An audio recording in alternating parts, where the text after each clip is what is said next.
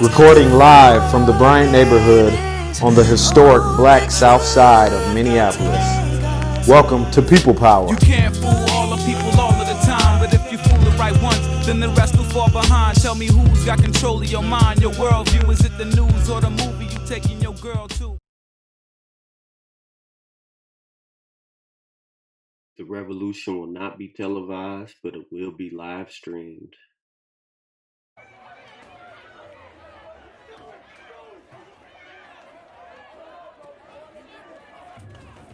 Welcome to People Power, speaking truth to power by bringing you voices from the grassroots.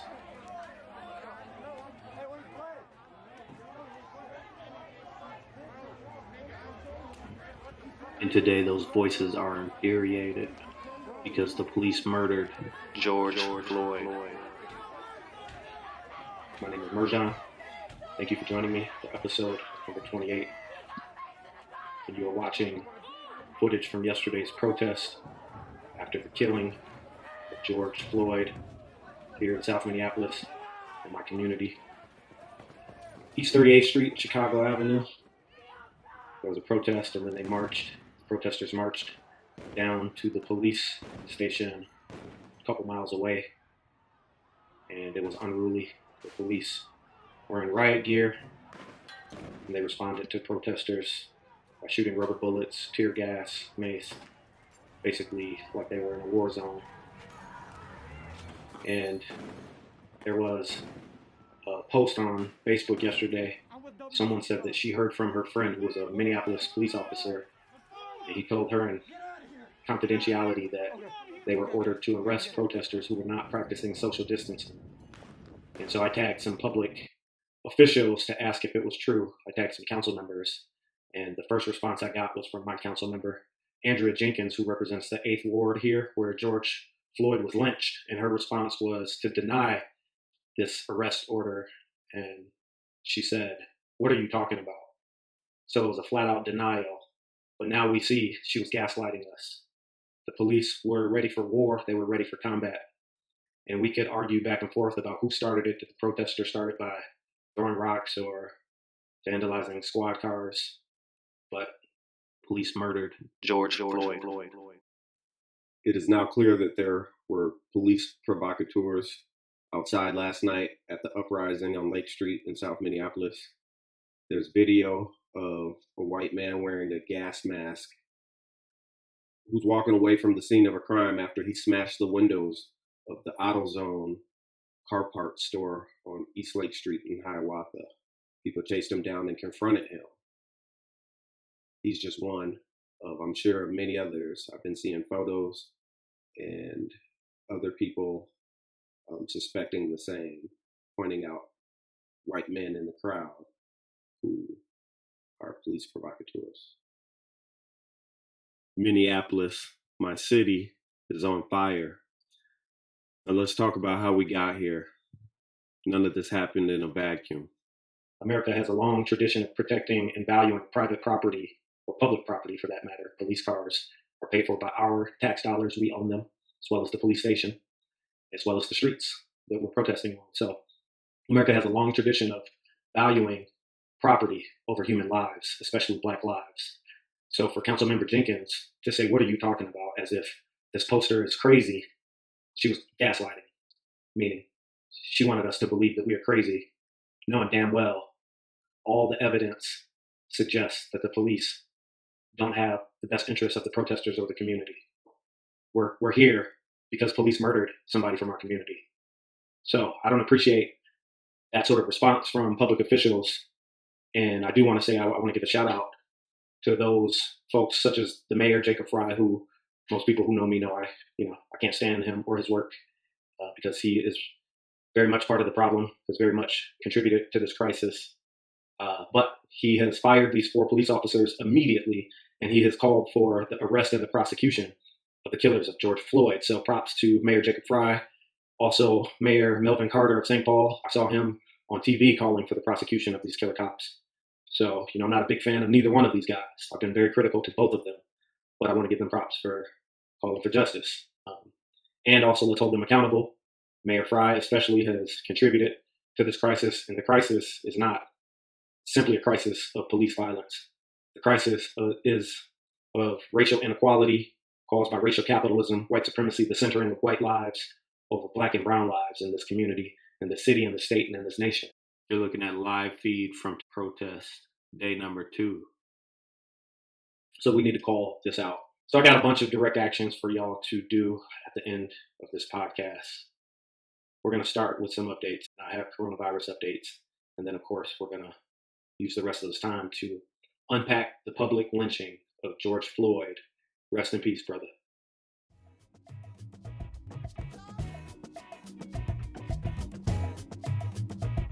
And now we're going to turn to coronavirus updates. And I want to start by Reminding everybody that there's free coronavirus testing at North Point Health and Wellness in North Minneapolis. So if you live in Minneapolis and you're showing symptoms, make sure you call them and get tested. The number is 612-543-2500. And it's an easy drive-through testing. I got a video that you're watching of me going through it. It took about 20 minutes. I didn't have to get out of my car. They shoved a swab in my nose and I was out of there. So again, the number is 612-543-2500. They made me an appointment for the next day and they told me my results. I was negative. They told me that within 24 hours. So I'm afraid all my people out here protesting are spreading the disease. So please make sure you all go get tested at North Point Health and Wellness, 612-543-2500. Let's look at the state of Minnesota's COVID-19 dashboard. And today, on Thursday, the state of Minnesota is reporting almost 23,000 confirmed cases of the coronavirus and 967 deaths. NCOV2019.live is the website created by 17-year-old Avi Schiffman, and he is reporting that we have over 5.8 million confirmed cases around the globe, with almost 360,000 deaths globally from the coronavirus. The United States has just crossed the 100,000 death threshold. What a tragedy. 100,000 lives lost to the coronavirus, but we think the number is much higher actually. There are 1.7 million confirmed cases of the coronavirus here in the United States. Brazil is now in second place with 414,000 confirmed cases and almost 26,000 deaths. And let's look at the United States. New York is still leading with 359,000 confirmed cases of the coronavirus and over 23,000 deaths. And I will have much more in-depth coronavirus updates for you next week.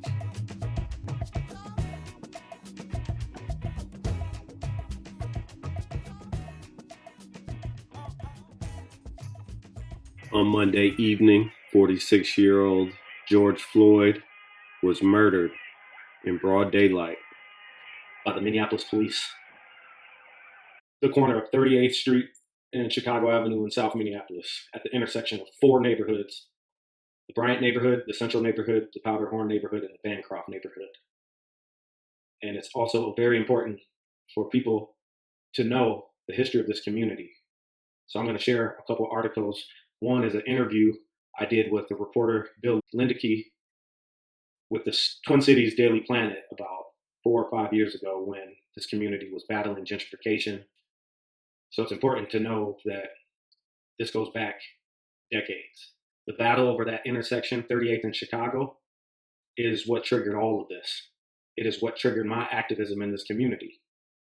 Colonizers in the form of real estate developers, politicians, as well as other business interests have been eyeballing the intersection of 38th and Chicago for decades. They have been wanting to gentrify that corner rather than addressing the root issues of the problems that we see at that intersection, which again is white supremacy, racial capitalism, structural racism, disinvestment. Chicago Avenue was the dividing line of where Black people could live. The Bryant and Regina neighborhoods were created. There was development specially created for an integrated community to flourish. It has been designated as a historic district, the Tilson built district, built in the early 1950s, and it quickly became a Black community. Prince grew up here, went to Bryant Junior High School, went to Central High School, two schools that are no longer here in this community. Central was bulldozed in 1983. When I moved into this community in 2007, people were still grieving the loss of Central High School 25 years later.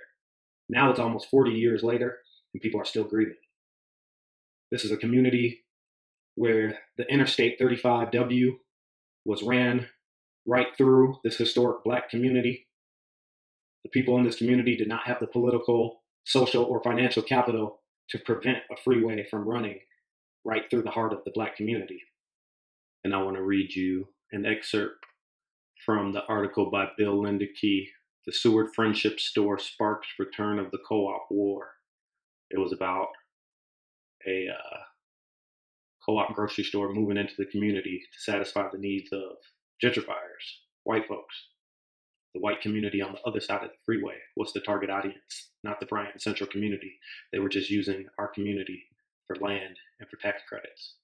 Here's an excerpt. Minneapolis is famous for being one of the most outwardly liberal cities in the country, balancing diversity and economic opportunity so that, compared to many fast-growing U.S. metros, people can still afford to buy homes.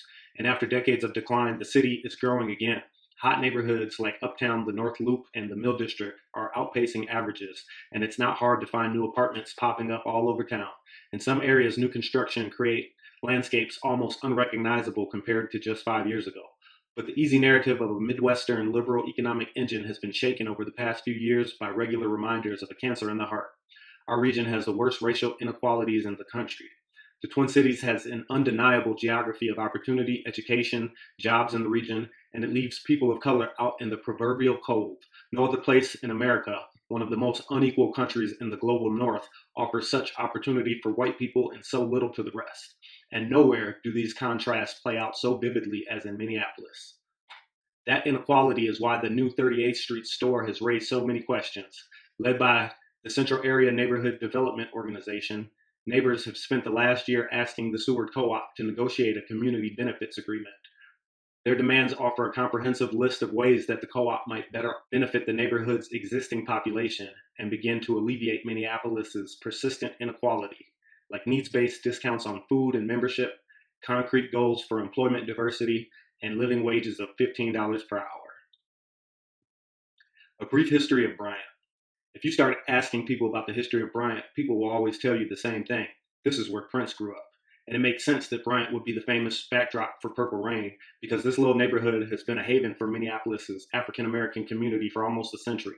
For many years, along with the areas around downtown, the homes in Bryant and Central were the only choices for people of color in Minneapolis.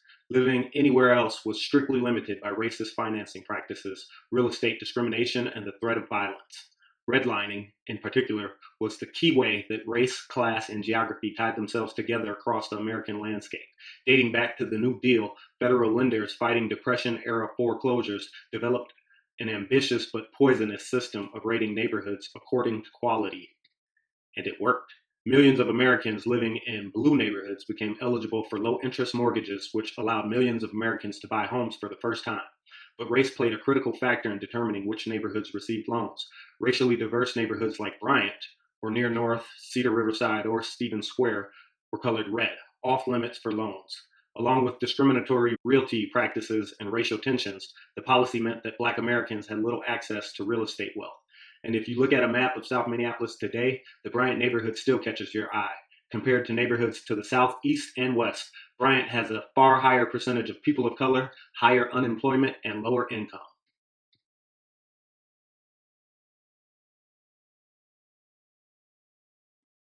So it's this old battle for land, this old colonizer versus native population, centuries old struggle for land playing out in the modern world in 2020 on East 38th Street and Chicago Avenue in South Minneapolis. Like I said, this is the issue that got me in this fight in this community to combat gentrification, right? The gentrifiers want to so-called clean up the neighborhood. Well, officers like Derek Chauvin, killers like him, believe that he's doing justice for the Karens and the Beckys that are taking over the neighborhood, right? He feels like he's taking out the trash. But George Floyd is somebody's family. He's not trash. He's loved. He's somebody's brother, somebody's son, somebody's boyfriend. He's a human being. And you were looking at pictures from yesterday's protest on East 38th Street in Chicago, where Brother George Floyd was murdered by the Minneapolis police. And in one photo, you'll see a pig's head lying on the street in front of the police station. That photo was on La Raza's live stream of today's protest. And that doesn't send a strong message. I don't know what does. I do want to say I'm proud of my people for showing the world that we're not going to stand for this shit. Police don't get to murder one of ours and think we're going to just go back to peace. And I'm glad that people didn't get violent by physically harming one another. Instead, they took some of their frustrations out on property, which I'm going to be 100. I don't give a fuck. I don't value private property the way I value human lives. And I just want to say I'm not advocating for the destruction of property or for violence. But when our political leaders, who we elected to make policy that is just and represent us and that live off our tax dollars, to pay their salaries, we expect them to do their job and to ensure justice happens in America. So when they're not doing their job, when the DA is not holding killer police accountable, and when our other elected officials in the county and the city and the state are not holding the DA accountable, what other options do community members have than to turn to violence and destruction, right? So again, I'm proud of people for not taking it to the worst, most extremes of violence and hurting people like the police have been doing. So again, if we don't want our community to return to violence, we need our leaders to step up and do their job, do the job that we paid them to do the job that the people of Minnesota elected them to do. When a murderer takes a life, justice needs to happen. They need to go to prison for the rest of their life. And the families of the victim need to be justly compensated. The city of Minneapolis has set a precedent of $20 million with the killing of a white, wealthy woman by a black cop. It's important to note that our district attorney, Mike Freeman, has never prosecuted a cop for killing somebody, with one exception, when a black police officer killed a wealthy white woman in Southwest Minneapolis, the wealthy part of the city. The cop was fired immediately. Charges were pressed immediately. And that cop, Officer Noor, who was of Somali background, is doing 10 years in prison right now. So we know justice can happen. We saw the mayor fire those 4 officers immediately. So what that goes to show is previous mayors, Mayor Betsy Hodges, who was mayor when Jamar Clark was murdered by the Minneapolis police, Mayor R.T. Ryback, who was mayor when Terrence Franklin was murdered by the Minneapolis police, they had the power to do the same, and they chose not to. It was a choice. Now we know Jacob Frey will be facing a court battle against the union, the police union. They're going to be fighting to give these 4 officers their jobs back. But it's good that he acted now and face the repercussions later. So again, other mayors could have done the same. We know the park board is in charge of our park system, including our park police. One of the officers at the scene where George Floyd was lynched was a park police, a Minneapolis park police. He needs to be fired as well. He was an accomplice to murder. As a public safety officer, their job is to protect the public. He refused to protect George Floyd while he was being killed by another officer. We saw a woman who tried to approach and intervene, a white woman. I think she was wearing a black shirt. She identified herself as a Minneapolis firefighter, a first responder. She was trying to check the pulse, and we saw the officer Tal try to secure the scene and keep her and the other people who were recording the situation and monitoring the situation. He tried to make sure that they could not interfere to save the life of George Floyd. So all the people at the scene are heroes. They did everything within their power to save the life of George Floyd, except use physical violence. The only thing that could have saved George Floyd's life was with the intervention of violence on behalf of the bystanders. And I feel sorry for them. I'm sure they're all kicking themselves like, they should have done more. But the truth is there'd be more than one dead person. George Floyd, as well as some of those bystanders, would be dead. It would have been a mass murder by the Minneapolis police. So I'm going to keep showing photos of the action from yesterday and deliver the rest of this podcast to you while you see what our neighborhood has become. Thanks to inadequate leaders, elected officials, my neighborhood has become the official scene of Spike Lee's 1989 movie, Do the Right Thing, right? Where Radio Raheem was lynched by the New York police. And at the end of the movie, community activists such as Bugging Out were the hero, whereas throughout most of the movie, it was easy to portray him as a villain, like he was trying to stir up trouble. People in this community have tried to portray me as a villain, and other activists who have been fighting against white supremacy and gentrification. People, including some of these politicians, have tried to portray us as villains. And at the end of Do the Right Thing, Bugging Out is no longer a villain. He's one of the protagonists. He was a visionary. If they had listened to Bugging Out, they would have saw that the destruction of that community was inevitable unless leaders intervened with public policy. Bed-Stuy, Brooklyn community featured in Do the Right Thing, was facing gentrification back in the late 80s. New York was seeing a lot of racial violence, as well as other cities across the country, including Minneapolis. My neighborhood has become the scene of the movie Do the Right Thing, and this could have tragically been prevented. I wrote an article in 2015 predicting that a full-scale racial class was inevitable in Minneapolis unless we had political leaders that had courage and will to protect the people of Minneapolis, especially Black and brown people, the working poor people, who are the so-called essential workers, whose lives are being sacrificed so easily and so effortlessly by our politicians to keep this economy going. Because this country values property and private possessions over human lives, especially when those lives are Black people, brown people, women, poor people. WCCO.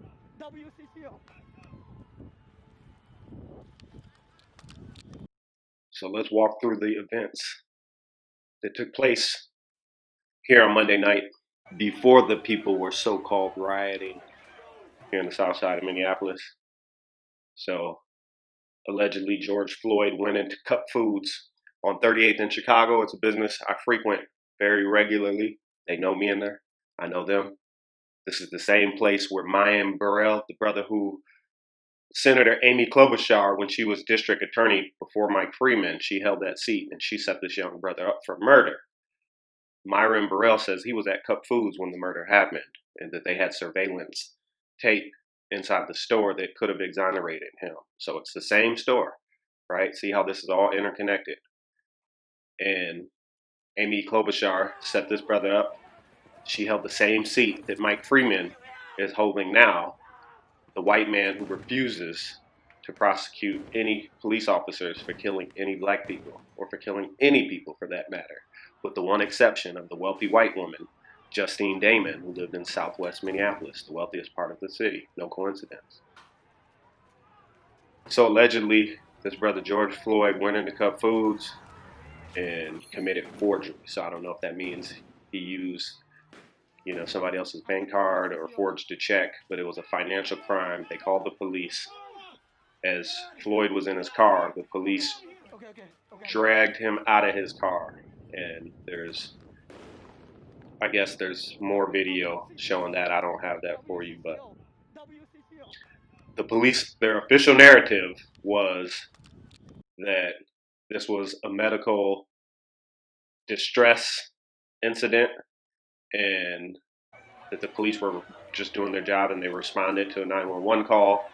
And when they interacted with George Floyd, he had a medical emergency. They left out the part that they choked him out to death with their knee on his neck, while one other held him down and two others secured the scene to make sure nobody intervened. They failed to mention that in the first police report, and then the video came out. So I was at home. It was about 10 o'clock Monday night. I saw a Facebook post of a widow, Ashley Quinones, who was the widow of the brother Bryant Quinones, who was murdered by the Richfield and Bloomington police last year. So she posted about 38th in Chicago that the police choked a man to death, an unarmed black man. So I immediately went up there. I drove up there. I didn't want to walk, just not knowing how safe it might be. So I drove up there, and it looked pretty quiet. So I parked my car and I walked around the block, and I saw there was nobody outside except there was one police officer walking from house to house. And I Facebook Lived all of this, and I posted it for my social media friends to see. So I walked up to the scene. It was all taped off. There was about 5 officers standing there talking to each other. This was going on 11:30 now at night, and there was really nothing to see other than a big, taped off scene, quiet streets. I talked to a couple neighbors. They were surprised when I told them that the police had just killed a man. At least that's what I heard. They had no idea. They said the police were asking them questions. So to me, it looked like the police were going around trying to find a witness or a neighbor who was a police apologist who could corroborate their lie.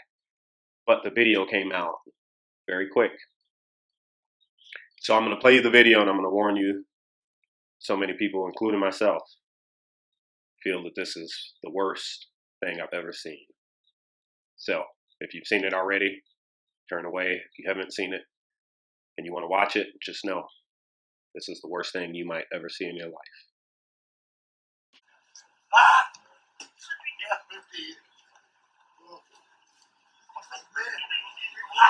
Look how they going to be around here. Got the weed on the ground. Crying and shit. Please, I can't breathe. Please, man. Please, man.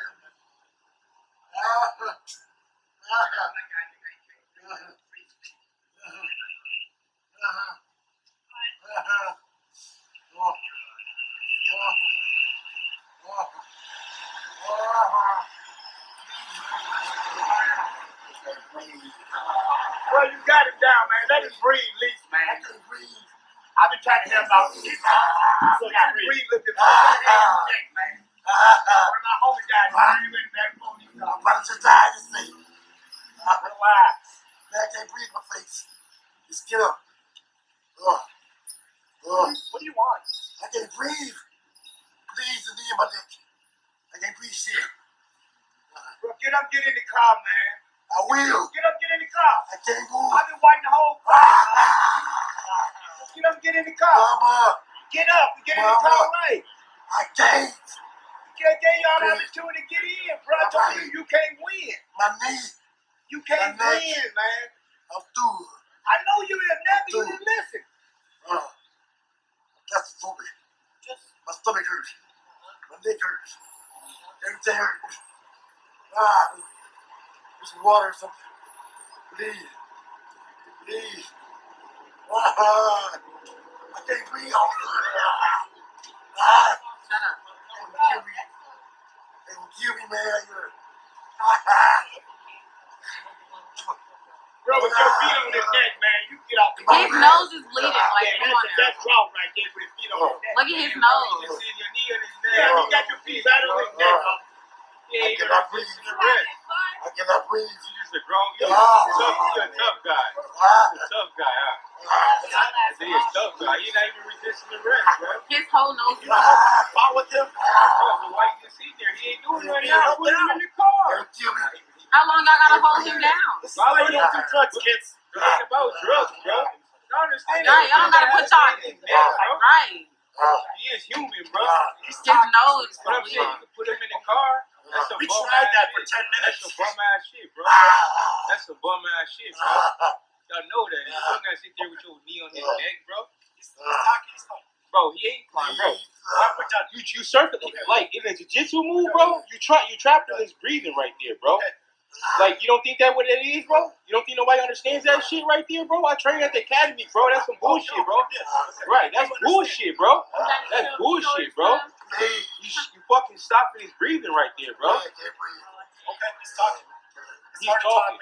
Bro, but you can get him off the ground. You've been a bum right now. You can get him off the ground, bro. You can get him off the ground. You've been a bum right now.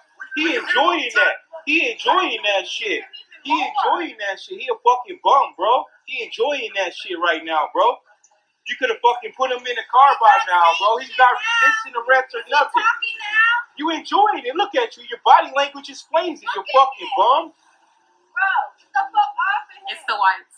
They love But women. no, I already know that, bro. I trained with half of these bum ass dudes at the academy, bro. You know that's bogus right now, bro. You know it's bogus. You can't even look at me like a man because you a bum, bro. He's not even resisting arrest right now, bro. His nose is bleeding. You fucking stopping his breathing right now, bro. You think that's cool? You think that's cool, really though, not. right? What's your badge number, bro? You think that's cool right now, bro? You'll call police on another police. You think that's cool, though, bro? You're a bum, bro. You're a bum for that. You're a bum for that, bro. You get mad. You just sitting there stopping his breathing right Look now. at He's him. about to go out right now, bro. Look at Bro. him. Get off of him now. What is wrong with y'all? Like that? What the fuck? He got mace. He got mace. He cannot breathe. Get over here. No, first of all. Bro, look, bro, you should check on him. He's not responsive right now. He's not responsive. Look at him. Right now. He's not responsive right now. He's not responsive right now. He's not responsive right now, bro. No, bro, look at him. He's not responsive right now, bro. Check your pulse. Bro, are you serious? You gonna just let him sit here with that on his neck, bro?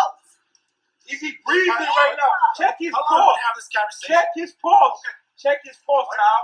Tal, check his pulse. Tal, check his pulse, bro. Bro, check his pulse, bro. You bogus, bro. You bogus. Don't do drugs, bro. What is that? What do you think that is? You call what he doing okay? Get back. You call what he doing okay? You call what you doing? You call what he doing okay, bro? Yes, I am from Minneapolis. Bro, you call? You think that's okay? Check his pulse. Check his right. Tal, check his pulse. Check. The man ain't moved yet, bro. The man ain't moved yet, bro. Minneapolis. Okay, bro, you're a bum, bro. You're a bum, bro. You're definitely a bum, bro. Tell me what his pulse is right now. Check the pulse. Bro, he has not moved not one time. He's off cracker now. But bro, go back in the store, bro. You don't understand, No, bro. I'm the reason. Okay, that's cool. Go back in the store, bro. Go back in the store, bro. He's not fucking moving. I see that. Bro, I'm trying to help y'all out. Bro, you don't need to help me out, bro. I know your parents. I know everybody that owns the store. You don't need to help me the fuck out, bro. He's not fucking moving right now, bro. I just saw that, man. Bro, he was just moving when I walked up here. And I know then that they did that to him. You just got back out here, I've bro. been watching it the Bro, whole time. you just got back out here, bro. Bro, he doesn't have it, bro. He's not fucking moving. So, did they fucking kill him, bro? Bro, They bro, didn't kill him. what is you, 1087, bro? You're a Oh bum, my bro. God, 987, bro. You're a bum. He was just First thing you lying. want to grab is your mace because you scared, bro. Scared of fucking minorities, you fucking bum, bro. Like, bro, 3 minutes, bro. He's not fucking moving. Bro, he's not even fucking moving. Get off of his fucking neck, bro. Get off of his neck. Yes, look at that, bro. Are you serious? Bro, are you serious? And you gonna keep your thing on the neck? Yeah, I bet you.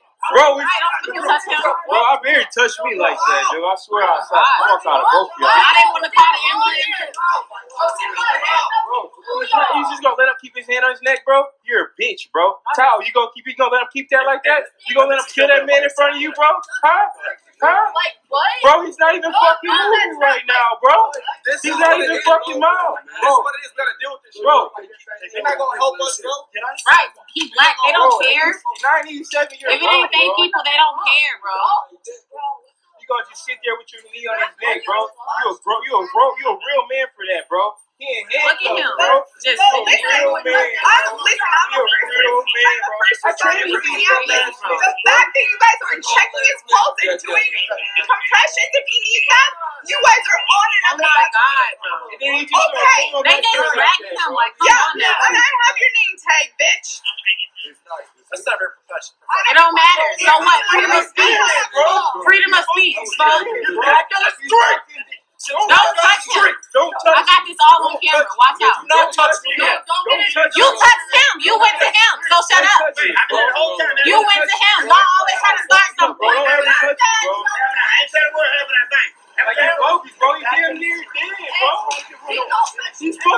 did, bro. I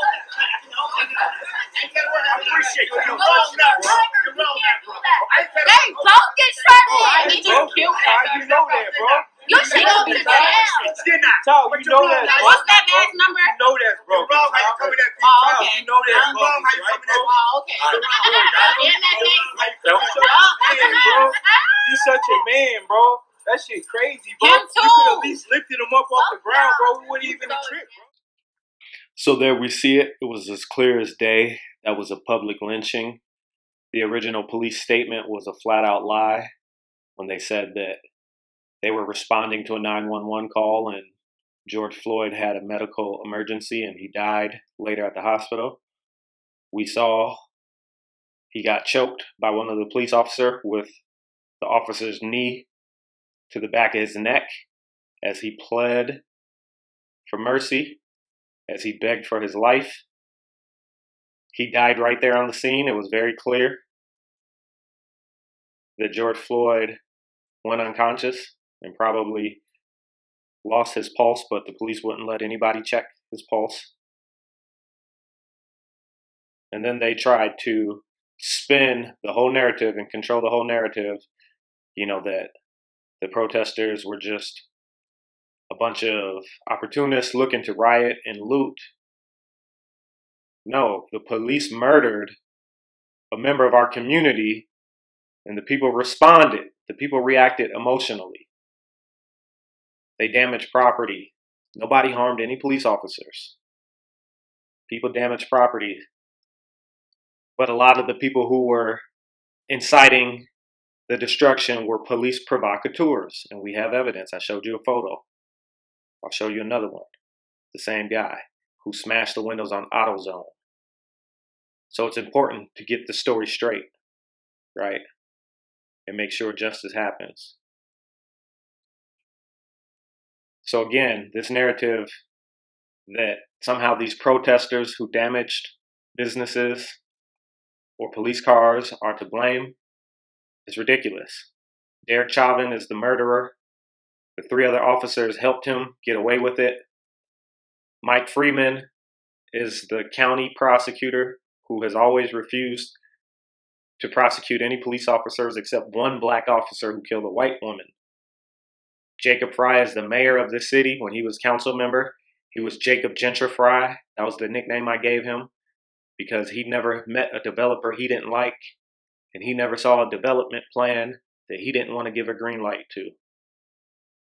He helped displace so many black and brown people from this city, and now he's the mayor. Council members Andrea Jenkins and Alondra Connell, this happened in your ward. We need you to step up and do your damn job. Hold Mike Freeman accountable. Hold Jacob Frey accountable. Hold the police accountable. Provide relief to our communities. Repair needs to happen.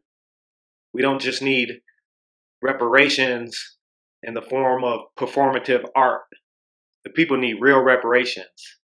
Chaos and destruction in Minneapolis tonight as police officers and protesters clash over a man's death. Thanks for watching WCCO, also streaming on CBSN Minnesota. The outrage began with a video showing police arresting 46-year-old George Floyd in South Minneapolis last night. I can't breathe. Please, the knee in my dick.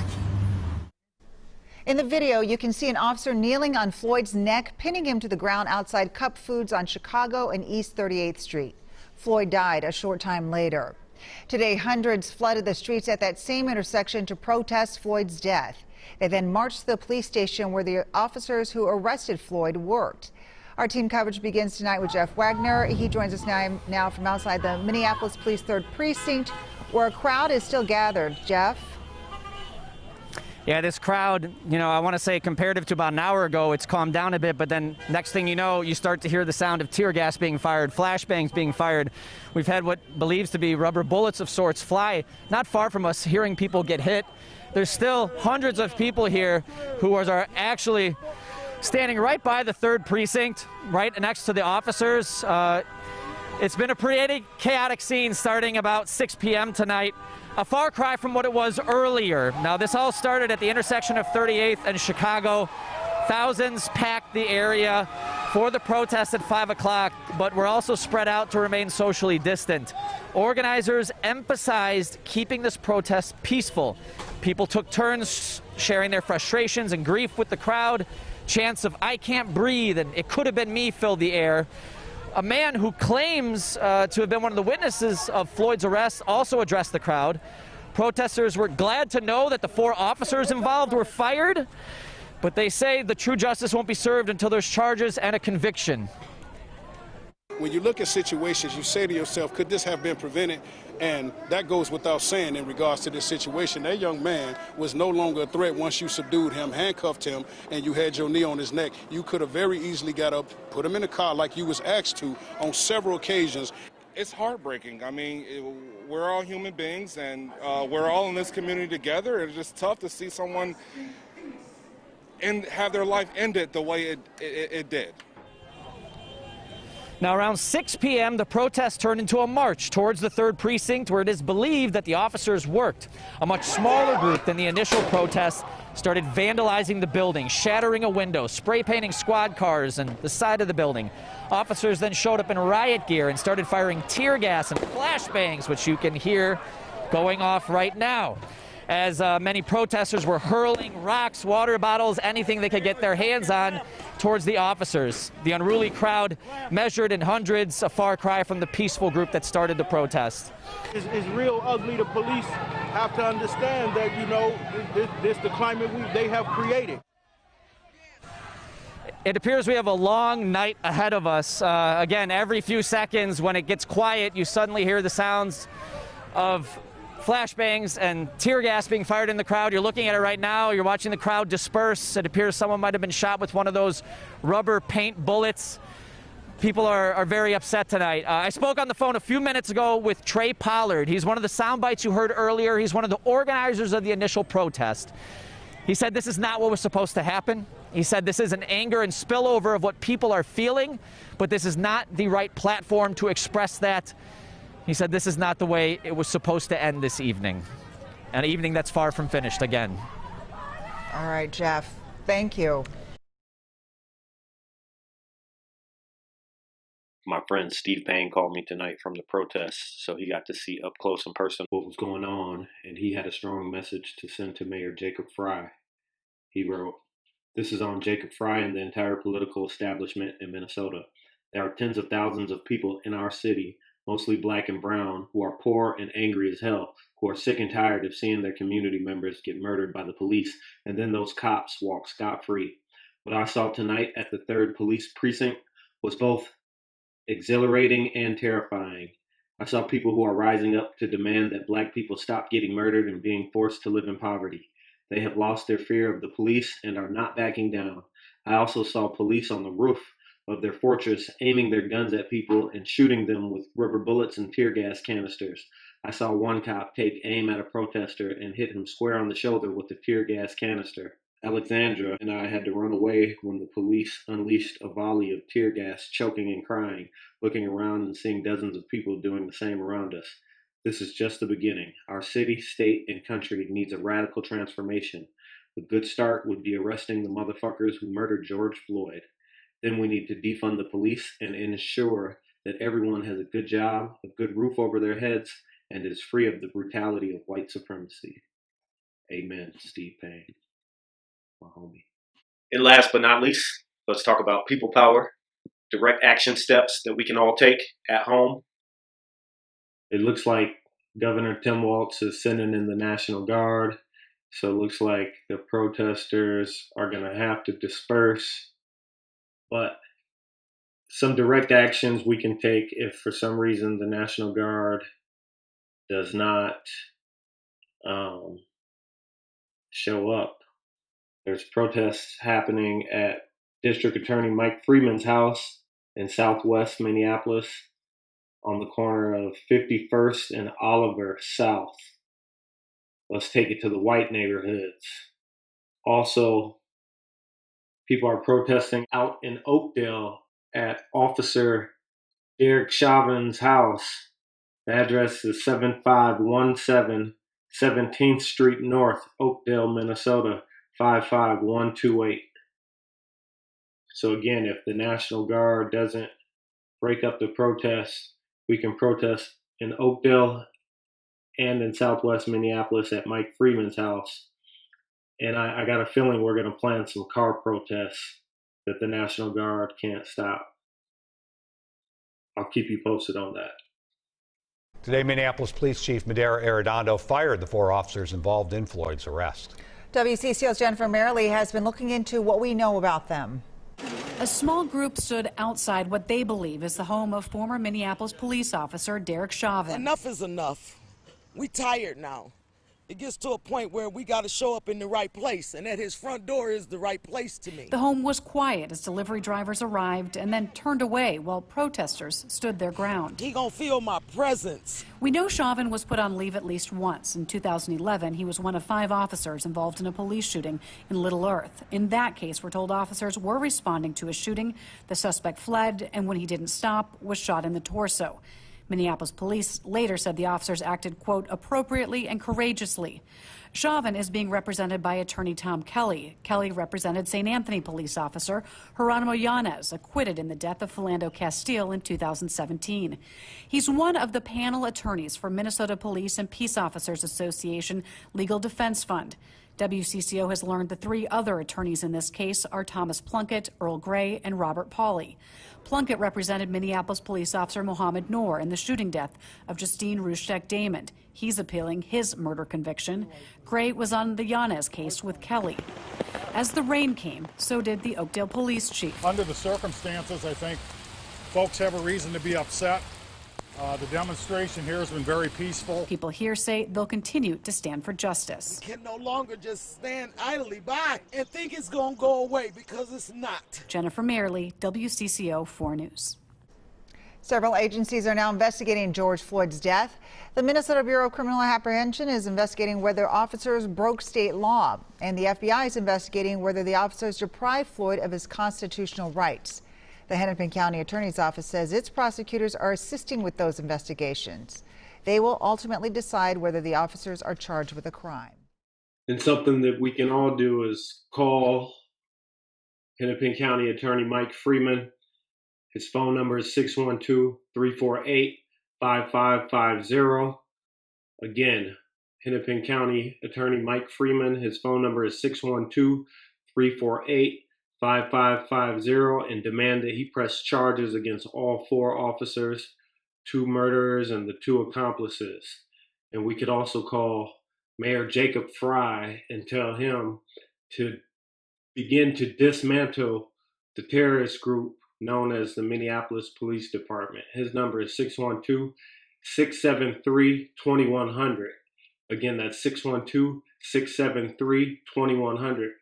Again, call Mayor Jacob Frey, tell him to begin to dismantle the police, take that money from public safety and put it in community public safety. And while we're at it, tell him to put his money where his mouth is and provide reparations to Black communities, like he said when he was running for office. Let's all call Governor Tim Walz and tell him to stop the National Guard, send them home.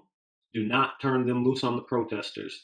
The number is 651-201-3400. Tell Tim Walz to reverse course with the National Guard, as well as to reverse course with reopening the state. He needs to close the state until this pandemic passes. The governor has contributed to the crisis that we're in right now, and he has the power to stop it. Governor Walz, you can, by executive order, dismantle the Minneapolis Police, which is a terrorist organization against Black and brown communities in this city. 651-201-3400. Demand that Governor Walz reverse course, send the National Guard home, by executive order, dismantle the Minneapolis Police, and cancel rent, mortgages, and utilities. That's how we get peace. Had Governor Tim Walz canceled rent, mortgages, and utilities for all Minnesotans, would we be in this position? Would George Floyd have needed to leave his home if he was able to shelter in place? If all Minnesotans were able to shelter in place and not have to worry about making ends meet and paying bills, would people be out in the streets today, burning the town down? If George Floyd really did forge a check at Cup Foods would he have had to do so if he was able to shelter in place while his bills were canceled until this pandemic was over? The governor, the mayor, Jacob Frey, the city council of Minneapolis, our elected officials are taking gambles by ignoring our communities, Black and brown communities. We saw the governor cave to right-wing fascist protesters at the governor's mansion 2 weeks ago, crying and protesting about the shelter in place order. The governor caves to right-wing protesters. They never cave to the demands of left-wing activists. They gamble by not doing that. And this time, they lost this gamble. The bubble finally popped. And if they would have listened, many of us predicted this was going to happen. I wrote an article in 2015 after Jamar Clark was murdered by the Minneapolis police. We thought that would have been it. But I was a few years early. Make no mistake about it. The blood is on your hands, Governor Tim Walz, Mayor Jacob Frey, Councilmember Andrea Jenkins, Councilmember Alondra Connell, and all you other council members who have constantly voted to fund the police, to side with killer cops, to increase the budget of the police, to keep control in the hands of the mayor. Tim Walz, you could have allowed all of us to shelter in place by canceling rent, mortgages, and utilities. Mike Freeman, every time you don't charge a killer cop, you give another cop the authority to take another life. The blood is on your hands, Mike Freeman. It was reported to me from people on the ground that the police started firing on the crowd, which is why the crowd had to retreat to the Target parking lot. People ended up inside the Target, and it just got out of hand because emotions were high and people felt like they were under attack. But nevertheless, it's all going down. Minneapolis is going to hell, and it could have been prevented if our political leaders had some courage, if our leaders had the political will to protect our most vulnerable communities. We wouldn't be in this predicament in the first place. Where do we go from here? I have direct action steps for everybody to participate. So we need Mike Freeman, the district attorney for Hennepin County, to charge all 4 officers, 2 with murder, 2 with accomplice to murder. We need the mayor, Jacob Frey, the Minneapolis mayor, to begin to dismantle the police department. They are a terrorist organization. We need to treat them the same way we treat Al-Qaeda, the same way we treat the Taliban, and we need to dismantle them. We need to divest from funding the police. We need to invest in alternative public safety measures that are grassroots, such as street outreach, more community organizing, more mental health services, community chaplains, more youth programming, and community leadership development programming. That is what we need to keep our communities safe. And right now, even if Mike Freeman charges these 4 officers with murder, I don't think the people are going to stop. I don't think it can turn down now. I think we have reached beyond the tipping point. And I think this is from decades of built up tension by working class people, especially Black, brown, and immigrant communities. Nobody has been treated worse on this land than Native Americans and African Americans. So therefore, we're calling for full-scale transformation of the city and nothing less. We can make Minneapolis a model city, an anti-racist city for other cities to learn from. We have all the grassroots power here in Minneapolis to lead us into a brighter future in an equitable society that is not centered in profits, but it centers healing the environment, the planet Earth, as well as the inhabitants on the planet Earth, humans and all life, because we are stewards of this planet. So when we take care of the planet, we take care of ourselves. And when we take care of ourselves, we take care of the planet. So again, anybody who thought, I was going to be calling for kumbaya and turn the other cheek, nope, that's not me. Nor am I encouraging violence, but I don't see the destruction of property the same as I see the destruction of human life. They're not on the same scale to me. And the fact that too many people in our society see them on a similar scale or value property over human life, especially when that human life is Black life, that's problematic. And that goes back to the settler mentality, the colonizer mentality, who wrestled this land from the Native Americans over the course of 400 years. So we need everybody. Call Mike Freeman. I got the numbers posted. Call Jacob Frey. Help out with the protesters. These are poor people who have been trapped in poverty for decades, who are stealing diapers, groceries, and basic necessities during a pandemic. Give them a damn break.